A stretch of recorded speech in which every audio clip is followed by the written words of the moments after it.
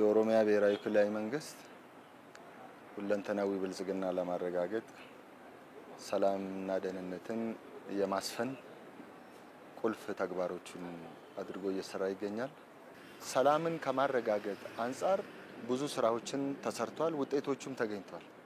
ግጭቶችን በሰላማዊ መንገድ የመፍታት ባህል በኦሮሞ አገር በቀል የግጭት አፈታት እሴትን በመጠቀም ነፍጥ ያነገቡ ታጣቂዎች ወደ ሰላማዊ መንገድ እንዲመለሱ ያለመታከት በመንግስትም በህዝቡ የሰላም ጥሪ ተደጋጋሚ አታካች በሆነ ሁኔታ ሰላምን ከማረጋገጥ አንፃር ጥሪዎች ተደርጎ ነበረ።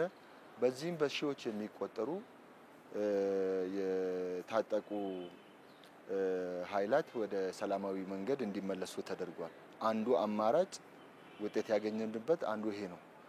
ሁለተኛ የሰላም ስምምነት ወደ ሰላም ለመመለስ የሚፈልግ አካል ከሆነ መንግስት አስፈላጊው ርቀት በመጓዝ ሰላምን ከማስፈን አኳያ ያለውን ቁርጠኝነት በማረጋገጥ የሰላም ድርድርን በማድረግ የቀድሞ ታጣቂዎችን አንድም ታጣቂዎችን መልሶ ከማደራጀት አሰልጥኖ ወደ ማህበረሰቡ የመቀላቀል ኑሯቸውን እንዲሻሻሉ የስራ ዕድል የመፍጠሩ ስራ አንድ በዚህ ነው። ሁለተኛ ደግሞ በመንግስት መዋቅር ውስጥ የቀድሞ ታጣቂዎችን የማሳተፍ የሀሳብ ልዩነት ቢኖርም የሀሳብ ልዩነት በሀሳብ ትግል እንጂ በጠመንጃ አፈሙዝ የሚደረግ ትግል ደም የሚያፈስ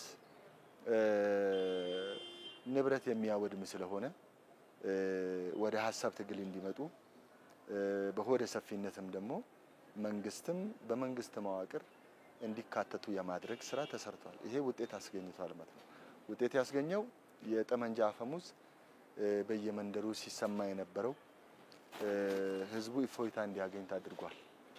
ይሄ ትልቅ እምርታ ነው ብለን ነው የምንወስደው ማለት ነው። በሶስተኛ ደረጃ ይሄኛውን ሰላም ለማስፈን የረዳን የቀበሌ አደረጃጀት ነው። አዲሱ የቀበሌ አደረጃጀት ሶስት ዋና ዓላማዎችን እየሰራ ይገኛል።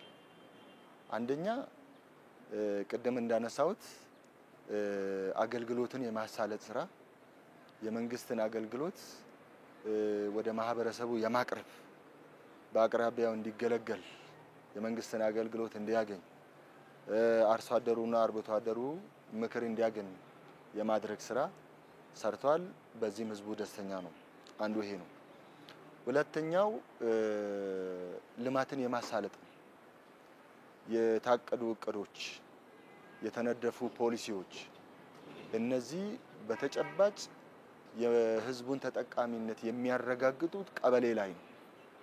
ስለዚህ ህዝቡን የልማት ተሳታፊ የማድረግ በአካባቢው ልማት እንዲመጣ ይሄ ልማት የሚመጣው ደግሞ በህዝቡ ተሳትፎና በመንግስት የማድረግ ስራ ስለሆነ የማህበረሰቡን ግንዛቤ ከማሳደግ አንፃር ጥሩ ስራዎች ሰርቷል። ሁለተኛ ግብ ያሳካው ይሄ ነው። ሶስተኛ ሰላምን ከማረጋገጥ አንፃር አዲሱ የቀበሌ አደረጃጀት ከመጣ ወዲህ ብዙ ቦታ ሰላም ሰፍኗል።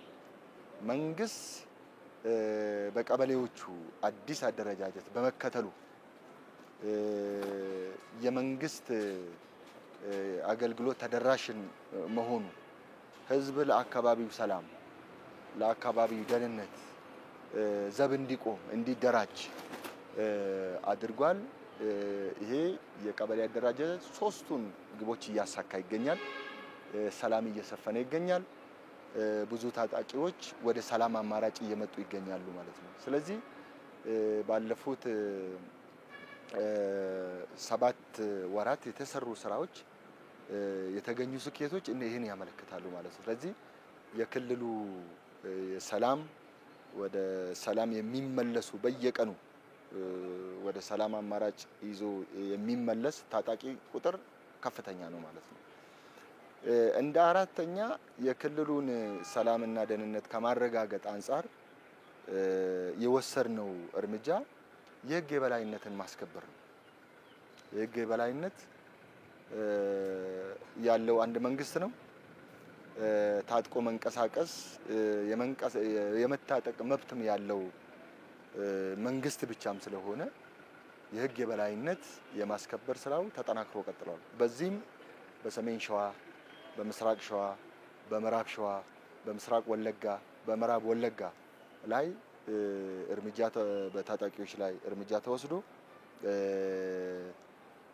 ሰላም የማረጋገጥ ስራ እየተሰራ ይገኛል። የክልሉ የሰላም እንቅስቃሴ የክልሉ የልማት እንቅስቃሴ እጅግ ወደ ተረጋጋ ሁኔታ እየተሸጋገረ ይገኛል። ስለሆነ በዚህ አንፃር አተኩረን እየሰራን ነው። ህዝቡም ደግሞ ሰላሙን እንዲረጋገጥለት ከመንግስቱ ጎን ሆኖ የሚሰጡ የልማት እቅዶችን እየተገበረ የህዝብ ተጠቃሚነትም እየተረጋገጠ ከዚህ በፊት ቆሞ የነበሩ ፕሮጀክቶችን ስራ የጀመሩበት ሁኔታ ስላለ በዚህ አንፃር ከፍተኛ ለውጥ ባለፉት 7 ወራት ከፍተኛ እንቅስቃሴ ርብርብ ተደርጎ ውጤቶችም የተገኙ መሆናቸውን ነው መግለጽ እንፈልጋለን። መንግስት ሁል ጊዜ ለሰላም እጁ የተዘረጋ ነው። በሩ ምንም ጊዜ አይዘጋም። ይሄ የኛ መርህ ነው። ለሰላም የተከፈቱ በሮች የማይዘጉ የተዘረጉ እጆች የማይታጠፉ ናቸው። እስከ መጨረሻ አንድም ሰው ህይወት በአልባሌ እንዲጠፋ አንፈልግም። ስለዚህ በሰላማዊ መንገድ የተመለሱ የቀድሞ ታጣቂዎች የአገሪቱና የክልሉ ኢኮኖሚ በፈቀደው መጠን የስራ እድሎችን ለመፍጠር እየተንቀሳቀስን እንገኛለን።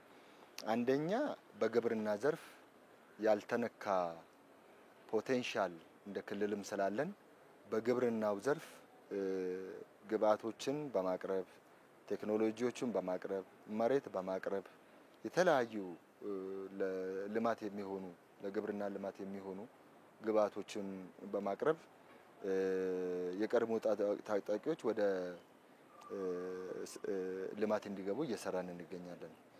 በሁለተኛ ደረጃ ተደራጅተው በየከተሞቹ በዶሮ እርባታ፣ በከብቶች እርባታ፣ በተለያዩ በእንስሳት ተዋጽኦ ተደራጅተው ሼዶች ተገንብተው የስራ እድል የመፍጠር ሁኔታዎች እየተሰሩ ይገኛሉ ማለት ነው። ስለዚህ ህይወታቸውን መልሶ ከማቋቋም አንፃር ብዙ ስራዎችን እየተሰራ ይገኛል ማለት ነው። ይሄ እንግዲህ ኢኮኖሚውን የሚያመነጭ ካለን ፖቴንሻል ጋር አስተሳስረን የስራ እድሎቹን ለመፍጠር እየሄድን እንገኛለን ማለት ነው። ማህበረሰቡ ደግሞ በሙሉ አቅሙ የኢኮኖሚ እንቅስቃሴ ውስጥ እየገባ ባለበት ሁኔታ ስላለ እሱ ደግሞ ኢኮኖሚ በጣም ሲንቀሳቀስ የምርትና የሸቀጥ የመጓጓዝ ከአንድ ስፍራ ወደ ሌላ ስፍራ የሚደርስበትን ሰላም እየተረጋገጠ ስለሆነ ማህበረሰቡም የአካባቢውን ሰላም የመጠበቅ ልጆቹ በተሳሳተ መልኩም የታጣቂ ቡድኖቹን ተቀላቅሎ ባሉበት አካባቢም ወደ ሰላም እንዲመለሱ የሰላም አማራጭን ተቀብሎ እንዲወጡ የማድረግ ስራ እየተሰራ ይገኛል። ይሄ በቀጣይነትን የምንሰራ ይሆናል ማለት ነው። ሌላው ማህበረሰቡ አካባቢውን ተደራጅቶ መጠበቅ የሰላም ባለቤት ህዝብ ነው። ህዝብና መንግስት አብሮ ሆኖ የአካባቢያቸውን ሰላም መጠበቅ አለባቸው። ልማታቸው ለአንድም ሰከንድ በሰላም ችግር መስተጓገል የለበትም። ከዚህ ቀደም ሲያደርግ የነበረውንም አሁንም ለአካባቢው ሰላም መረጋገጥ የራሱን ሚና እንዲጫወት መልእክት ማስተላለፍ እንወዳለን።